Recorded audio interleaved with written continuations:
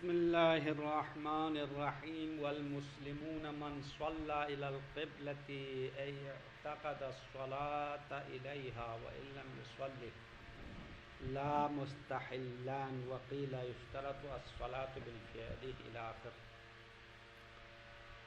شرائط وقف کے بارے میں بات کرنے کے بعد مصنف نے کچھ عناوین کی تفصیلات بیان کرنا شروع کیا ہے.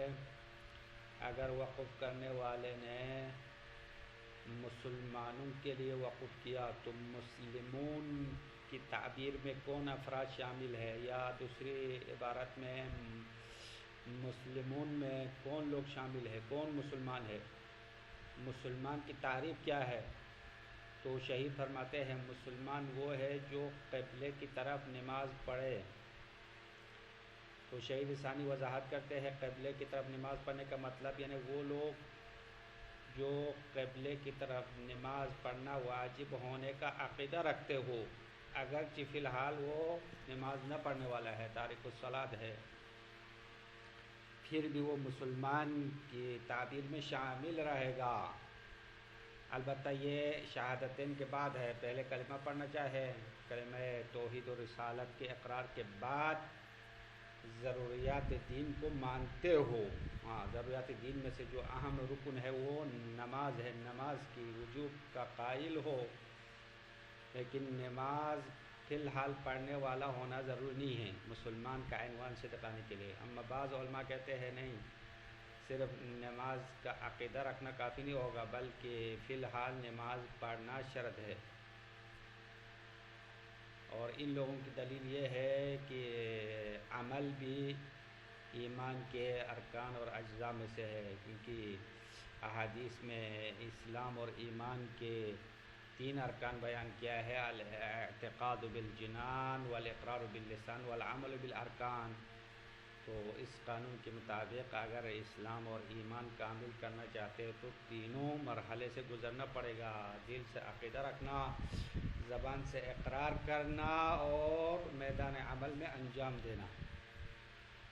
تو اس بنا پر اگر فقط نماز کا عقیدہ رکھنے والا ہو لیکن نماز ترک کرنے والا ہو، تارک الصلاۃ ہو، تو وہ مسلمان نہیں ہے. یعنی یہ علماء اس طرح فرماتے ہیں. اور تیسرے قول والے کہتے ہیں مسلمان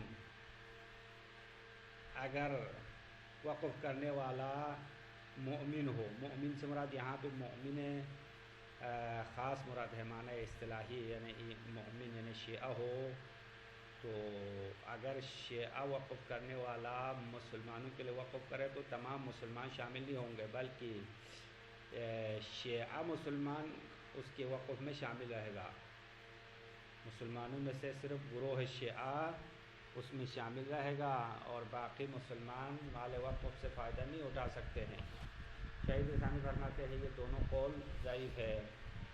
بس وقف کرنے والا جو بھی ہو، اگر اس نے مسلمون کا تعبیر استعمال کیا ہے تو تمام مسلمان شامل رہیں گے، مگر 2 گروہ استثناء کیا. 2 گروہ اگرچہ قبلے کی طرف نماز پڑھنے کے عقیدہ رکھتے ہیں اور نماز بھی پڑھتے ہیں، پھر بھی وہ مسلمان کے حکم میں نہیں آتے ہیں. وہ ہے خوارج اور غلاۃ.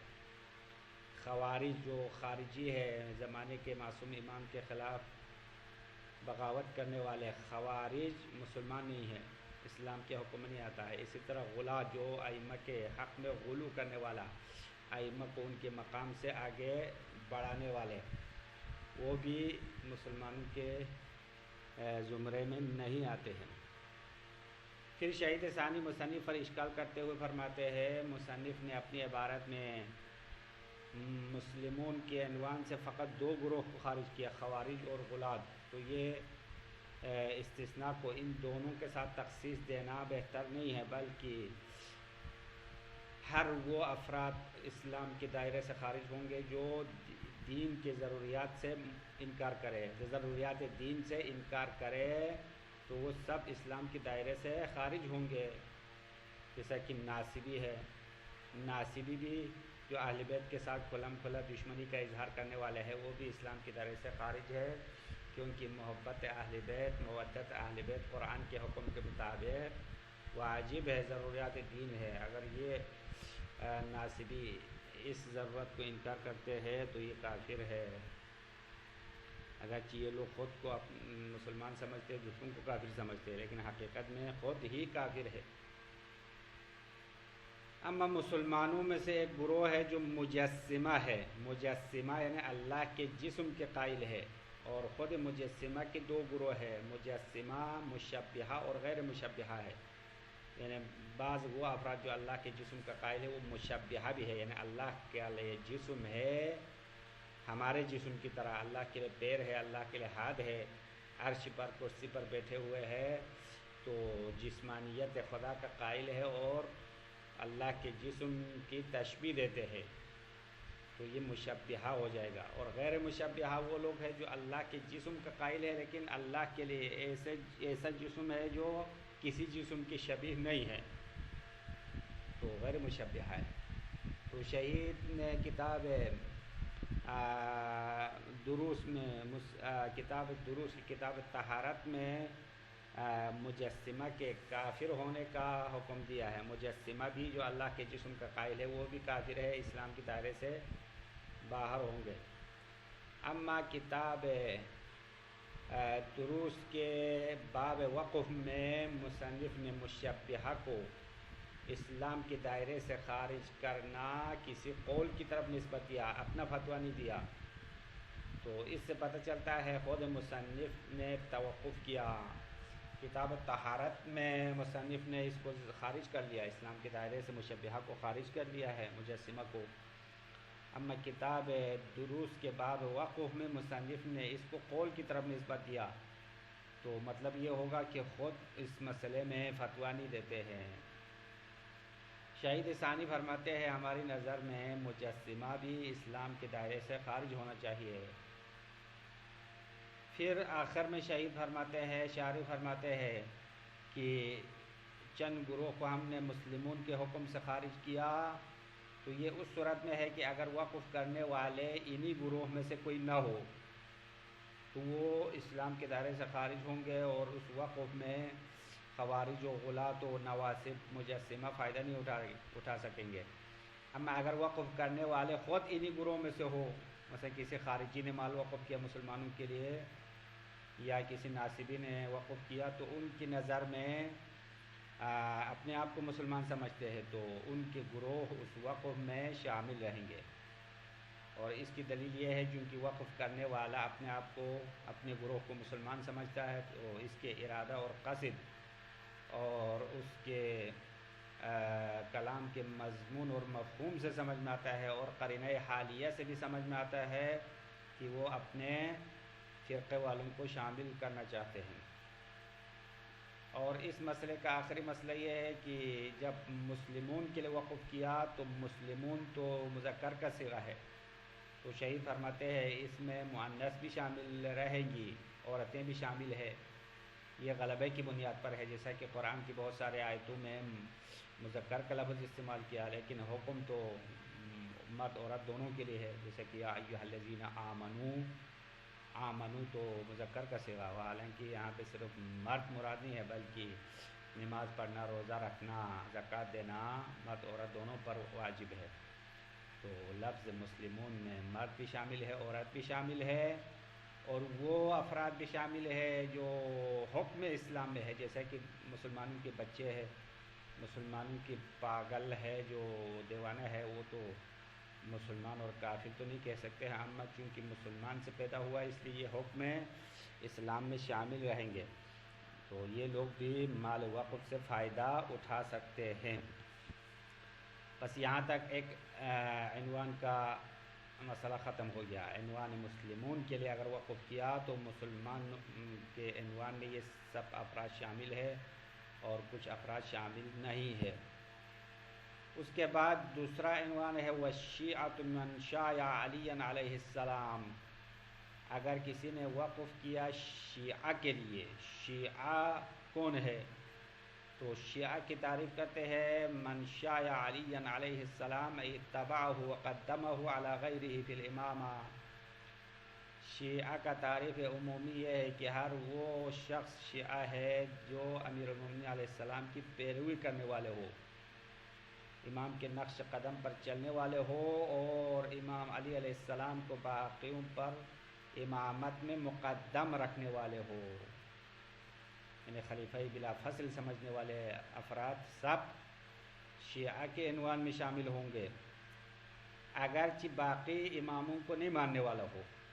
بس اس تعریف کی بنا پر شیعہ کے اندر چند فرقے شامل رہیں گے۔ مثال دیا ہے یہاں پہ فَيَدْخُلُ فِيهِمْ الْإِمَامِيَّہ، تو شیعوں میں شیعہ امامیہ اثنا عشری 12 امام کو ماننے والے یہ تو بطریقہ اولا شامل رہیں گے۔ پھر فرقہ جارودیہ زیدیہ میں سے، فرقہ زیدیہ بھی شیعوں کا ایک گروہ ہے جن کا عقیدہ یہ ہے کہ امام زین العابدین علیہ السلام کے بعد زید ابن علی جو امام زین العابدین کا بیٹا تھا وہ امام ہے، امام باقر کو نہیں مانتے ہیں، امام محمد باقر علیہ السلام کو نہیں مانتے ہیں، بلکہ امام زین العابدین کے بعد زید کو امام مانتے ہیں۔ پھر خود زیدیہ کے اندر بھی 4 گروہ ہو گئے ہیں، 4 فرقے ہیں، ان چاروں میں سے فقط جارودیہ شیعہ کہلاتے ہیں، کیونکہ شیعہ کی تعریف جو ہم نے پہلے کی ہے اس تعریف کے مطابق فرقہ جارودیہ کے علاوہ باقی فرقہ سلیمانیہ ہے، صالحیہ ہے، بطریہ ہے، یہ 3 فرقے جو ہے شیعہ کی تعریف میں شامل نہیں ہوتے ہیں، کیونکہ فرقہ جارودیہ کا عقیدہ یہ ہے کہ پیغمبر کے بعد امیر المومنین برحق امام تھے، اس کے بعد حضرت زہرا کے اولاد میں سے جو قیام کرنے والا ہے اور عالم اور صالح ہے وہ امام ہوگا، اور فرقہ سلیمانیہ زیدیہ میں سے وہ ہے جن کا رئیس سلیمان ابن جریر تھا، اور وہ لوگ کہتے تھے کہ امامت جو ہے شورا کے حوالے کیا گیا ہے اور مسلمان آپس کے مشورے سے امام معین کرنا ہے، اور افضل کے ہوتے ہوئے مفضول کی امامت جائز ہے، وہ لوگ حضرت ابوبکر اور حضرت عمر کو امام مانتے ہیں سلیمانیہ والے۔ نمبر 3 فرقہ صالحیہ ہے، زیدیہ کا تیسرا فرقہ، اور ان کا جو رئیس ہے وہ صالح بن عمرو الصالحی محمد بن شبیب تھے، یہ 2 افراد تھے، اور یہ لوگ بھی ابوبکر اور عمر کی خلافت اور امامت کو مانتے تھے۔ چوتھا جو ہے فرقہ بطریہ ہے، بطریہ والے بھی زیدیہ کا ایک گروہ ہے، اور وہ لوگ بھی افضل کے ہوتے ہوئے مفضول کے امامت کا قائل ہے، اور امیر المومنین علیہ السلام کے ہوتے ہوئے حضرت ابوبکر اور حضرت عمر کی امامت کو مانتے ہیں، خلافت کو مانتے ہیں۔ تو فرقہ زیدیہ کے 4 فرقوں میں سے فقط جارودیہ شیعہ کی تعریف میں شامل رہیں گے، کیونکہ وہ لوگ امیر المومنین کو دوسروں پر مقدم سمجھتے ہیں۔ پھر فرقہ شیعہ میں اور شامل ہوں گے اسماعیلیہ۔ اسماعیلیہ فرقہ وہ فرقہ ہے جو امام جعفر صادق علیہ السلام کے بعد امام موسیٰ کاظم علیہ السلام کو نہیں مانتے ہیں، امام نہیں مانتے ہیں، بلکہ ان کے بڑے بیٹے اسماعیل ابن جعفر علیہ السلام کو مانتے ہیں، اور حالانکہ اسماعیل امام جعفر صادق کی زندگی میں وفات پا چکے تھے، لیکن وہ پھر بھی اس کو امام مانتے ہیں، ان کو اسماعیلیہ کہلاتے ہیں۔ پھر اس کے بعد جو اس کی نسل میں اولاد آئے ہیں وہ ان کو امام مانتے ہیں، اور خود اسماعیلیہ کے اندر بھی کئی فرقے ہیں، ان میں سے ایک فرقہ اسماعیلیہ ملحدہ ہے، وہ ملحدہ شامل نہیں ہے، کیونکہ فرقہ اسماعیلیہ ملاحدہ وہ ہے جو اصلاً کسی اسلام کے حکم پر عمل پیرا نہیں ہے، عمل نہیں کرتے ہیں، بس چھٹی کیا ہوا ہے، کسی حکم اسلامی پر عمل پیرا نہیں ہونے والا ہے، فقط عقیدہ رکھتے ہیں، تو یہ لوگ ملاحدہ ہے اور کفر کے حکم میں ہے، وہ تو اصلاً اسلام کی دائرے سے بھی باہر ہے۔ اما جو اسماعیلیہ میں کے باقی جو افراد ہے فرقے ہیں وہ شیعیت میں شامل ہے، کیونکہ یہ 6 امام کو ماننے والے ہیں، ہمارے جو 12 اماموں میں سے 6 کو مانتے ہیں، اس 6ٹھے امام کے بعد اسماعیل کے اولاد میں ان کا سلسلہ امامت ابھی تک چل رہا ہے۔ پھر شیعہ کی تاریخ میں فرقہ واقفیہ شامل ہے۔ فرقہ واقفیہ وہ لوگ ہیں جو امام موسیٰ بن جعفر علیہ السلام ساتویں امام پر توقف کیا ہے، یعنی ساتویں امام کے بعد کسی امام کو نہیں ماننے والے ہیں۔ فرقہ فتحیہ یہ بھی شیعہ کی تاریخ میں شامل ہے۔ فتحیہ وہ فرقہ ہے جو عبداللہ ابن جعفر ابطح کو امام مانتے ہیں، ان کے قائل ہے۔ عبداللہ ابن جعفر یعنی امام جعفر صادق کا ایک بیٹا عبداللہ تھا، بڑا بیٹا تھا عبداللہ ابن جعفر، اور پھر حضرت امام جعفر صادق کے وفات کے بعد اسماعیل کو امام مانا انہوں نے، پھر اسماعیل کے بعد عبداللہ ابن جعفر کو امام مانا، اور عبداللہ کی جو لقب ہے وہ ابطح تھا۔ ابطح تو ابطح کا معنی ہے جس کا پیشانی بڑا ہو، اس کو ابطح کہتے ہیں، جس کا سر یا پیشانی بڑا ہو، نہیں سر اور پیر بڑا ہو اس کو ابطح کہتے ہیں۔ تو عبداللہ ابن جعفر ابطح کی امامت کا قائل ہے، اس کو فرقہ فتحیہ کہتے ہیں، یہ بھی شیعہ کی تاریخ میں شامل ہے۔ اور اس کے علاوہ بھی کچھ فرقے ہیں، فرقہ ناؤوسیہ، فرقہ کیسانیہ، تو یہ بھی ایک لحاظ سے تاریخ شیعہ میں شامل ہے، کیونکہ یہ سب اگرچہ بعد والے اماموں کی امامت کے بارے میں اختلاف کا شکار ہو گئے ہیں، لیکن علی علیہ السلام، امام علی علیہ السلام کی امامت کا قائل ہے اور ان کو باقی خلفاء پر مقدم سمجھتے ہیں، تو فرقہ شیعہ میں یہ سب شامل رہیں گے۔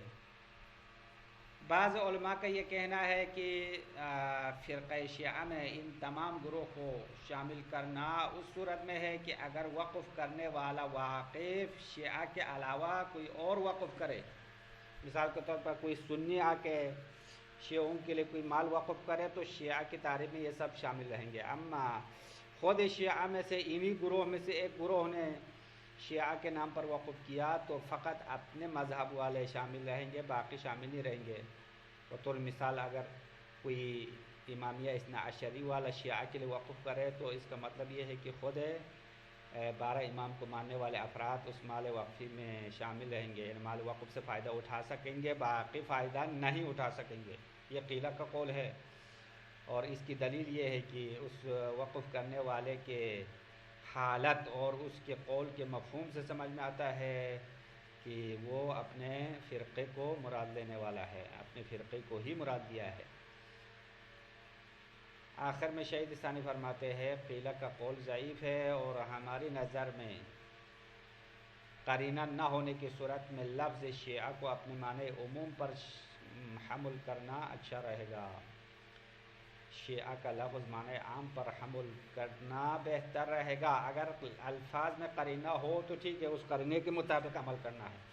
اگر بغیر قرینہ کے لفظ شیعہ استعمال کیا ہے، اب وقف کرنے والا خود شیعوں میں سے ہو یا دوسرے فرقوں میں سے ہو، کوئی فرق نہیں پڑتا، شیعہ کا معنی عام لینا بہتر ہے۔ بس یہاں تک خلاصہ مکمل ہو گیا۔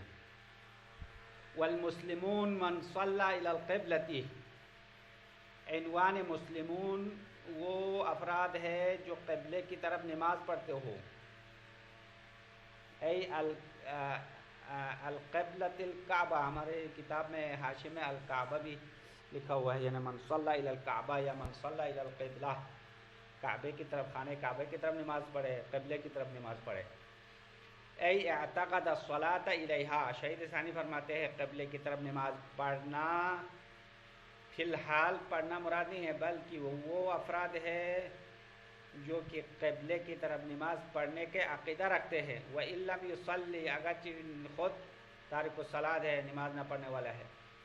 لا مستحلن، ہاں وہ شخص مسلمان نہیں ہے جو نماز کو ترک نماز کو حلال سمجھتے ہو، نماز چھوڑنے کو حلال سمجھنے والے وہ مسلمان نہیں ہیں، بلکہ نماز پڑھنا واجب سمجھتا ہے، اما گناہ اور بدبختی کی وجہ سے، شیطان کے ہاتھ میں گرفتار ہونے کی وجہ سے نماز نہیں پڑھنے والا ہے۔ وقیل یشترط الصلاۃ بالفعل، بعض کا کہنا ہے کہ مسلمان فقط نماز پڑھنے کا عقیدہ رکھنا کافی نہیں ہوگا بلکہ بالفعل قبلے کی طرف نماز پڑھنا چاہیے، یعنی عمل بھی ایمان اور اسلام کا جز ہے، یہ ایک قول۔ وقیل یختص بالمؤمن، اور بعض علماء کہتے ہیں کہ مسلمان فقط مومن کے ساتھ خاص ہے، یعنی شیعہ ہے، اگر وقف کرنے والا شیعہ ہو تو مسلمان کا لفظ جب استعمال کرے تو مسلمان سے مراد خود مومن مراد ہوگا، یعنی شیعہ مراد ہوگا۔ شہید ثانی فرماتے ہیں وَهُمَا ضعیفان، یہ دونوں قول کمزور ہے، دونوں قول سے مراد ہوئے نا نماز بالفعل پڑھنے کو اسلام کا جز قرار دینا، یہ قول بھی ضعیف ہے، کیونکہ مشہور فتویٰ یہ ہے کہ اس مسلمان کا عنوان صدق آنے کے لیے اقرار بالشہادتین ہونا چاہیے اور ضروریات دین کا انکار نہ کرے، اتنا کافی ہے اسلام کا عنوان صدق آنے کے لیے۔ اما باقی قیامت کے دن نجات پانے کے لیے تو عمل کرنا چاہیے، وہ تو اپنے اعمال پر موقوف ہے، لیکن دنیا میں حکم اسلام میں ظاہری لاگو ہونے کے لیے کہ اس کی جو رطوبت ہے وہ پاک ہونا، اس کو مسلمانوں سے شادی بیاہ کرنا، مسلمان کے قبرستان میں دفن کرنا، یہ احکام اسلامی ہے، تو احکام اسلام لاگو ہونے کے لیے فقط شہادتین کا اقرار کرے اور ضروریات دین کو مانے، اتنا کافی ہے۔ تو فی الحال احکام اسلامی پر عمل کرنا عنوان اسلام صدق آنے کے لیے ضروری نہیں ہے۔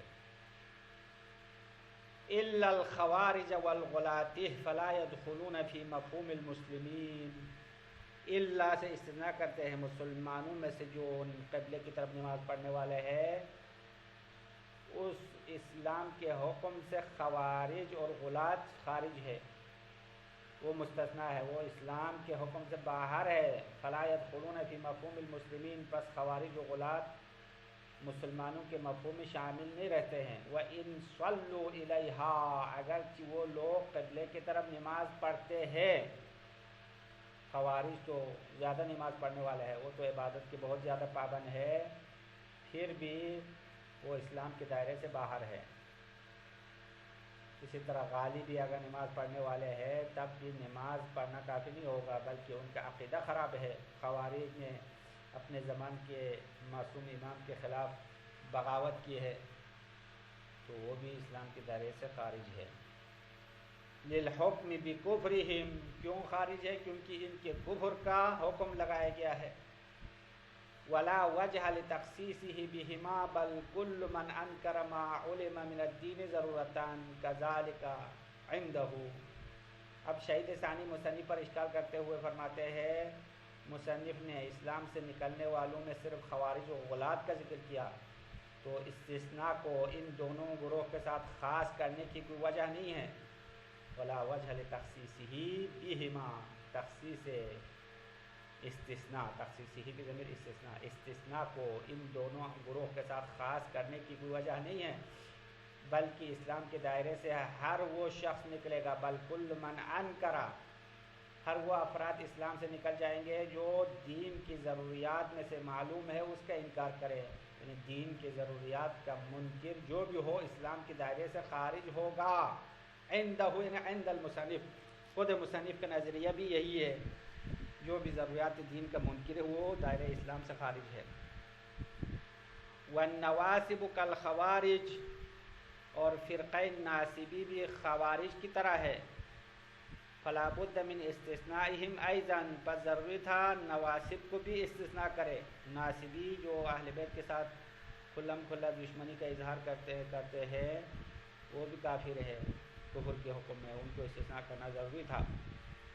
وَأَمَّا الْمُجَسِّمَةُ فَقَطَعَ الْمُصَنِّفُ بِكُفْرِهِمْ فِي بَابِ الطَّهَارَةِ مِنَ الدُّرُوسِ وَغَيْرِهَا، اما جو اللہ کے جسم کا قائل افراد، سنیوں میں سے ایک گروہ یا ایک فرقہ بلکہ اکثر سنی اللہ کی جسمانیت کا قائل ہے، تو مصنف نے مجسمہ کے کفر کے بارے میں قطعی فتویٰ دیا ہے کتاب دروس کے باب طہارت میں، وغیرہ غیر دروس، کتاب دروس کے علاوہ دوسری کتابوں کے باب طہارت میں مجسمہ کے کفر کا حکم لگایا ہے۔ وفی هذا الباب منها نسب خروج المشبہہ منهم الى القیل، اما کتاب دروس کے باب وقف میں ہاد الباب، یعنی ابھی جو ہم جس کتاب کو شروع کیا وہ باب وقف ہے، ہاد الباب سے مراد ہے باب وقف۔ کتاب دروس میں سے باب وقف میں مصنف نے مشبہہ کا اسلام سے خارج ہونے کو نسبت یا قول کی طرف مشعراً بتوقفہ فیہ، در حالانکہ کہ خود مصنف نے اس مسئلے میں توقف کرنے کو اظہار کیا۔ خود مصنف نے فتویٰ نہیں دیا ہے کتاب وقف میں، ان کے کفر کے بارے میں فتویٰ نہیں دیا، بلکہ ان کا اسلام سے خارج ہونا کسی کہنے والے نے کہا، یہ قیلہ کی طرف نسبت دیا۔ والاقوى خروجہ، شہید ثانی فرماتے ہیں مضبوط قول یہ ہے کہ مشبہہ دائرہ اسلام سے خارج ہے، الا یکون الواقف من احدى الفراق، مگر ان کی وقف کرنے والے خود انہی فرقوں میں سے کوئی بندہ ہو تو فیدخل فیہ مطلقا، تو اس صورت میں وہ افراد بھی اس وقف میں داخل رہیں گے مطلقاً، جو بھی فرقہ ہو۔